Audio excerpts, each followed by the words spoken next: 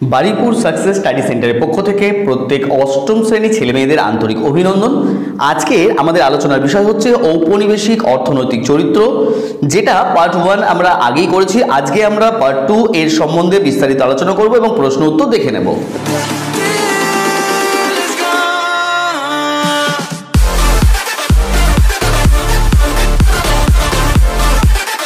প্রত্যেকে পৃষ্ঠা 59 খোলো। দেখো, কৃষির বাণিজ্যিক রূপায়ণ।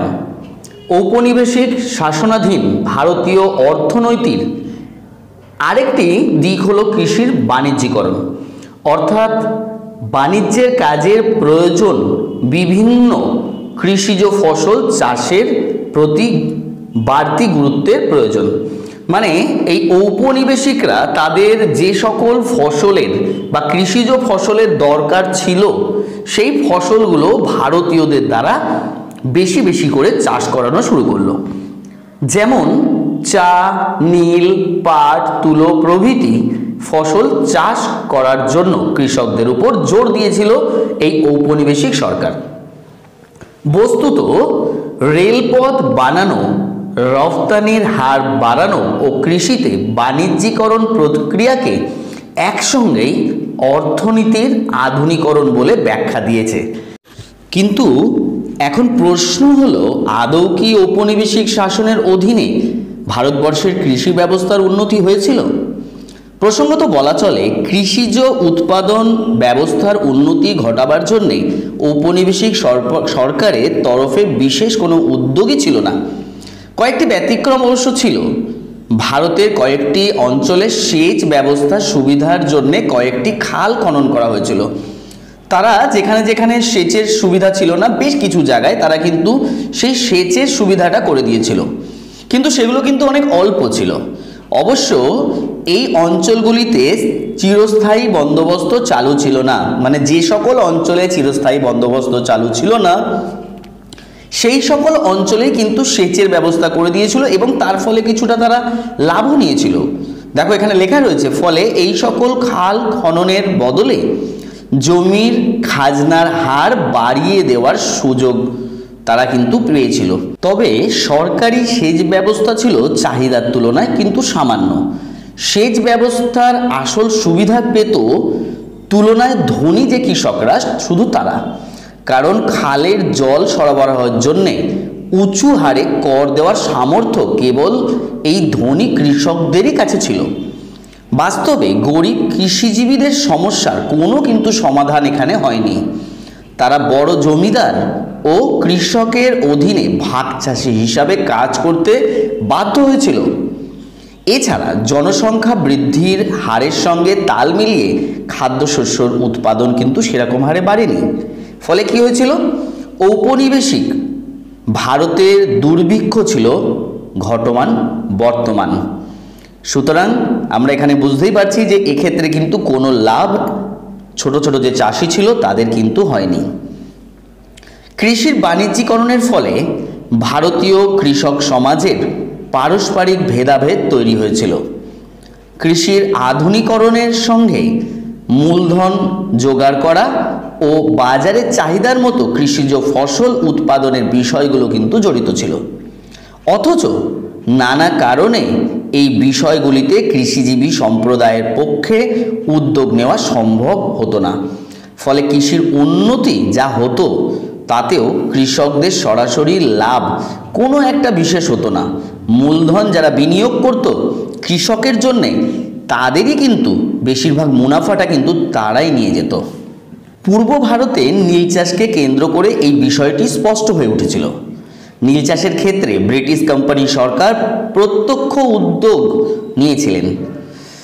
1788 খ্রিস্টাব্দে কোম্পানি 10 জন নীলকরকে চাষের জন্য অগ্রিম টাকা দিয়েছিল। সেই নীলকররা বাংলায় নীল চাষে উদ্যোগী হন। কোম্পানি অবশ্য বাগিচা কৃষি হিসাবে নীল চাষের বিষয়টি ভাবেনি, কারণ 1829 খ্রিস্টাব্দ পর্যন্ত জমি কেনার বিষয়ে নীলকরদের কোনো অধিকার ছিল না।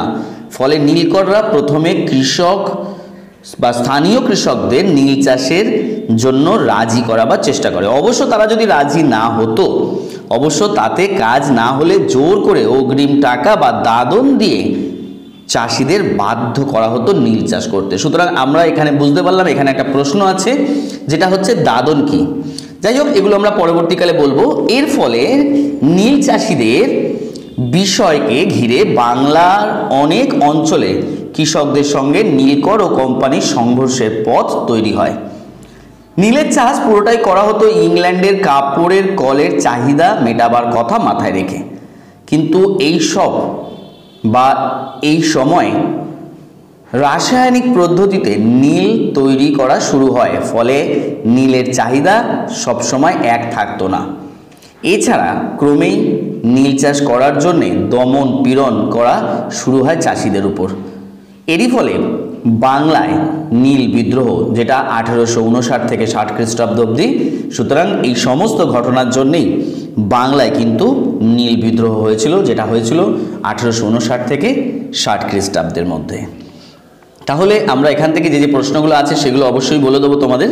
1905 খ্রিস্টাব্দের মধ্যে ভারতে রেলপথ বসানোর জন্য প্রায় 360 কোটি টাকা খরচ করেছিল ব্রিটিশ প্রশাসন। অথচ এ পর্যায়ে কৃষিতে জলসেচের কাজে খরচ করা হয়েছিল মাত্র 50 কোটি টাকার চেয়েও কম। যদিও রেলপথের থেকেও জলসেচের উন্নতি ভারতের মানুষের কাছে বেশি লাভবান হতো। এই অর্থে বোঝানো হয়েছে যে যদি 360 কোটি টাকার রেলপথ খরচের জন্যে তারা না করে যদি বেশ কিছু টাকা যদি জলসেচের জন্য কাজ করত, তাহলে কিন্তু ভারতের মানুষরা বেশি লাভবান হতো।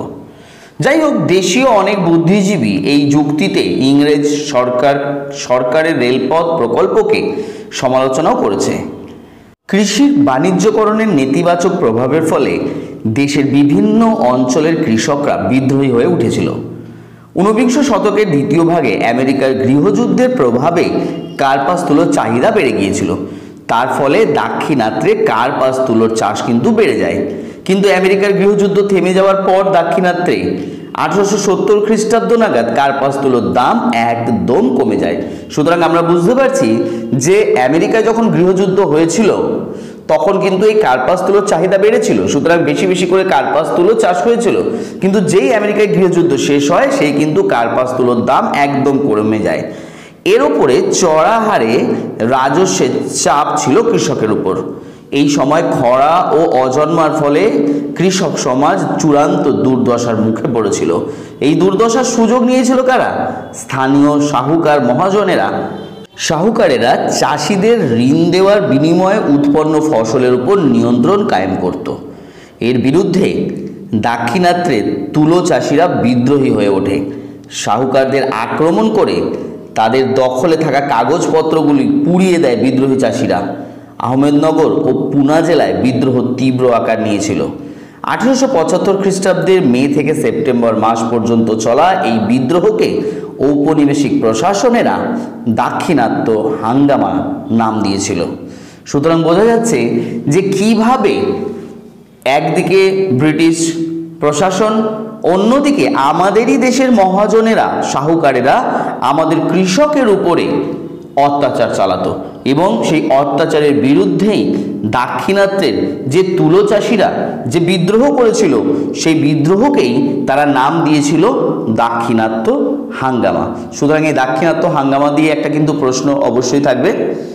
পরেরটা দেখো, 1813 খ্রিস্টাব্দে ব্রিটিশ ইস্ট ইন্ডিয়া কোম্পানির হাত থেকে ভারতের বাজারের একচেটিয়া অধিকার চলে যায়। সেই সময় থেকে ধীরে ধীরে বিভিন্ন ব্রিটিশ পণ্য ভারতে আমদানি করা হতে থাকে। তার ফলে নানা রকম বৈষম্যমূলক প্রতিযোগিতার মুখোমুখি হয়ে ভারতের দেশীয় শিল্পগুলি ক্রমে ক্রমে ধ্বংস হয়ে যায়। এক সময় এরকম ছিল যখন ভারত থেকে সুতির কাপড় ব্রিটেনে যেত, কিন্তু ব্রিটেনরা এই নিয়ে অবরোধ করে যে তাদের ভারতীয় কোনো পণ্য ব্রিটেনে বিক্রি হবে না, এবং ধীরে ধীরে ব্রিটেনের পণ্য বা এই কাপড় আস্তে আস্তে উন্নতি হতে থাকে এবং এক সময় ভারতের বাজারে চলে আসে হচ্ছে এই পণ্য। এবারে এই পণ্য যখন ধীরে ধীরে ভারতের বাজারে চলে আসতে শুরু করে, তখনই ভারতীয় কাপড়ের সাথে ব্রিটেনদের কাপড়ের একটা প্রতিযোগিতা শুরু হয় যে কম পয়সা কার দাম এবং টেকসই কার। সেক্ষেত্রে ভারতীয়দের যে শিল্প ছিল সেই শিল্প কিন্তু আস্তে আস্তে ধ্বংসের দিকে যেতে থাকে। ভারতীয় শিল্পের অবলুপ্তির ওই প্রক্রিয়াকেই অবশিল্পায়ন বলা হয়।